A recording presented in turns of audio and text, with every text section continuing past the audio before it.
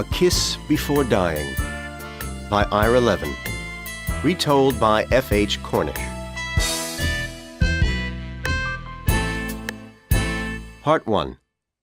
Dorothy. Chapter 1. The Room Near the Campus. April 1950. Night was coming to the town of Blue River, in the state of Iowa. It was nearly dark in the small room near the Stoddard University campus. The two people in the room that Sunday evening were both second-year students at the college. They were looking at each other in silence. The handsome young man was angry. His plans had been working so well. And now this news had come. But he wasn't going to show his anger. That wouldn't help him. He walked to the window, and for a few seconds, he looked out at the lights of the town. He looked at the yellow lights in the streets. He looked at the red light on top of the municipal building, the tower which was the tallest building in Blue River, a mile or two away. Then he turned, and he smiled at the young woman sitting on the bed. "Are you sure that you're pregnant?" he asked her gently. "Are you really sure that you're going to have a baby?" "Yes, I'm sure," she replied. "The doctor told me that I'm 2 months pregnant." She started to cry. "What will we do? Can we get married soon?" "Don't cry," the young man said. "Everything will be okay." He smiled again. The young woman stopped crying, and she tried to smile too. "Oh, let's get married right away," she said. "I'm sure that my father will like you when he meets you. We'll be so happy." "Well, we could get married immediately," the young man said. "But this isn't what I'd planned, Dorothy. You know that. I'd planned to meet your father in New York in the summer, at the end of the college year. I wanted to ask him for permission to marry you then." "I want your father to like me, Dorothy," he went on quickly. "If we're already married when I meet him, he'll guess the reason. He'll guess about your pregnancy. He won't like that. He'll be angry. He'll stop giving you money. We'll be poor. I'll have to leave college and get a job in a store. And you'll have to leave college to take care of the baby. We'll have to live in a trailer. How will you feel about that? How will your family feel about it?" "I love you," the young woman replied miserably. "I don't care about being poor. I don't care about my family. We'll be happy. I'm sure about that. And I don't believe that my father will be angry. Anyway, we don't have any choice. I'm pregnant. We'll have to get married soon." The handsome young man walked over to Dorothy and put his arms around her. Tonight, he had to pretend to love her. "We do have a choice," he said. "What do you mean?" the young woman whispered nervously. "I know someone who can help us," he replied. "You don't have to be pregnant, Dorothy." The young woman pushed him away from her. "You want me to have an abortion?" she said angrily. "No, I won't do it." And she started to cry again. "Listen to me," the young man said. "I do love you, Dorothy. You know that. But I don't want to destroy your life. Your family is rich. You don't know about being poor. But I know about it. You would hate it.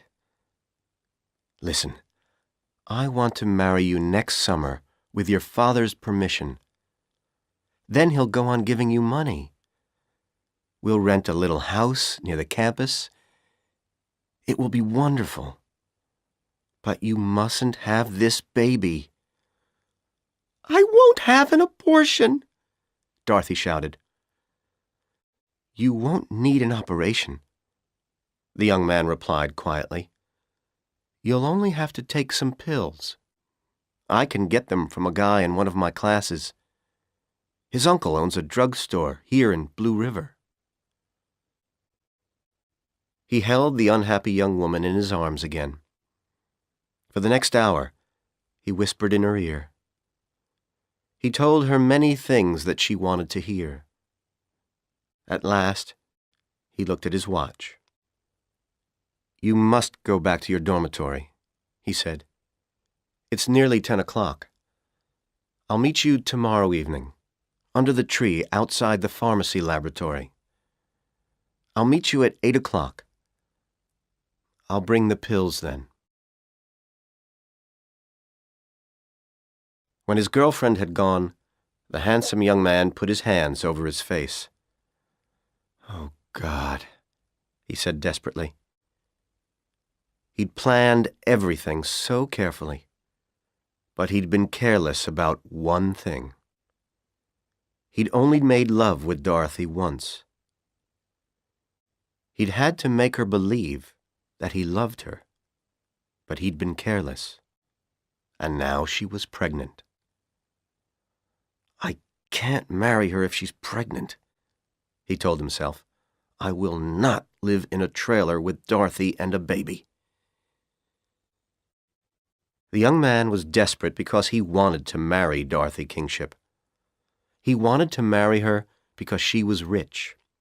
He wanted to marry her because her father was the owner of Kingship Copper Incorporated. When the young man had found out that a young woman in his economics and philosophy classes was one of Leo Kingship's daughters, his life had changed. He had begun to think of an exciting future for himself. He had thought of a future with lots of money, a beautiful house, and a good job with Kingship's big, successful company. Soon after meeting Dorothy, he had written to the offices of Kingship Copper and asked for some information about the company. The Kingship offices in New York City had sent him some brochures. He kept them at the bottom of a drawer in his desk. Every night, he took the brochures out and he read them. Every night, he looked at the photos of the great Kingship smelting works in Illinois, and he read about how much money the company had earned in the last year. The handsome young man wanted a good future very much. His early life had not been easy. He had been born in the little town of Manasset, near Fall River, Massachusetts.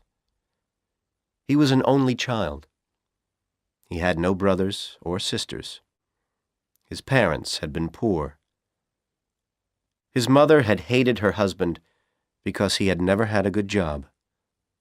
Her son had become the most important thing in her life. She was interested only in him. His father was dead now, and his mother still thought that the young man was the most important thing in her life.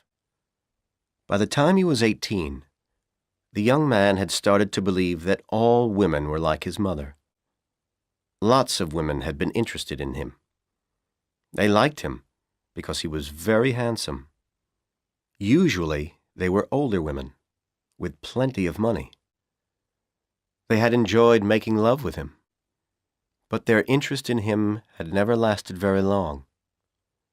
Each time, another handsome young man had replaced him after a few months.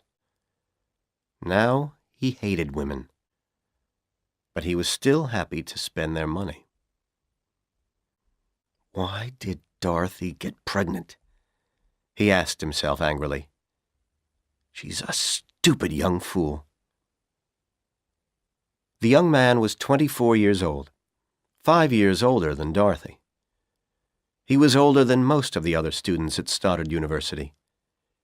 He had been in the U.S. Army for a few years before he came to Stoddard. He had fought in the Far East in 1945, the last year of the war.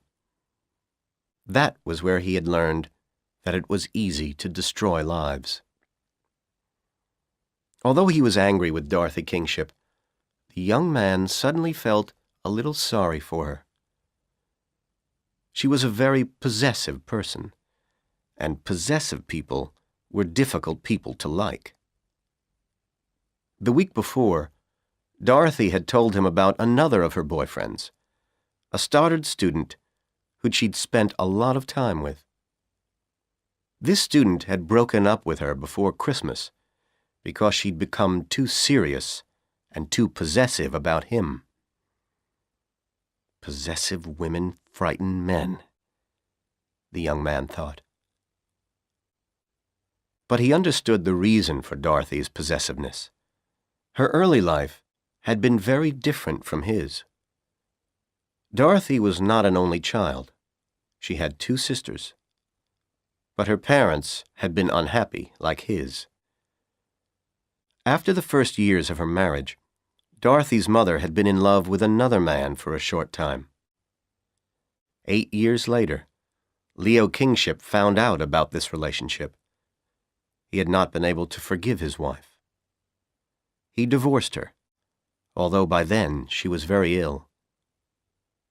The 3 girls stayed with their father, and soon after the divorce, their mother died. Leo Kingship had never been a kind, loving father. And after her mother's death, Dorothy was afraid of being alone. She had always tried to make people like her. She still did that. Dorothy had told the handsome young man, "I'm sure that my father will like you when he meets you." But she had often talked about her father. He was a hard man. He never forgave people if he thought that they had done wrong. The young man was sure that Leo Kingship would never forgive his youngest daughter for getting pregnant. And he would never forgive her if she got married without his permission. What will I do if she won't have an abortion? The young man asked himself. There was one thing that he was happy about. He had always met Dorothy secretly. Neither of them had told any of the other students that they were meeting each other in the evenings. He didn't think that any of them knew about the relationship, and he was sure that Dorothy hadn't told her family about him yet. Although Dorothy had 2 older sisters, she didn't see them very often. The eldest sister, Marion, had a job in New York City, where Leo Kingship also lived. Dorothy never wrote to Marion or phoned her. Ellen, the middle sister, was at Caldwell College. Caldwell was 100 miles from Blue River, in the state of Wisconsin. The young man knew about the sisters because Dorothy had told him a lot about her family. And he knew that at Christmas, Dorothy had argued with Ellen.